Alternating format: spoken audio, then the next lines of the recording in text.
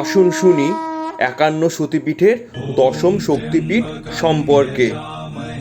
বিরজা শক্তিপীঠ হল সেই দশম শক্তিপীঠ। ইহা ওড়িশা রাজ্যের যাজপুর জেলাতে অবস্থিত, যা কটক থেকে প্রায় ১৫০ কিলোমিটার দূরে অবস্থিত। এখানে দেবী সতীর নাভি পতিত হয়েছে। এই মন্দির ১৩ শতাব্দীতে নির্মিত হয়।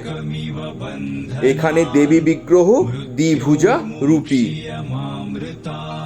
উনার এক হাতে অসুরের লেজ, অন্য হাতে ত্রিশূল, যা অসুরের বক্ষ বিদ্ধ করেছে।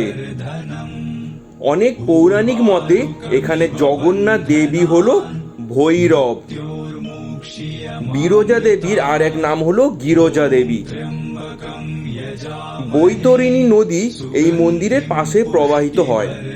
এখানে মাকে দেবী লক্ষ্মী, দেবী সরস্বতী, দেবী মহাকালী রূপে পূজা করা হয়।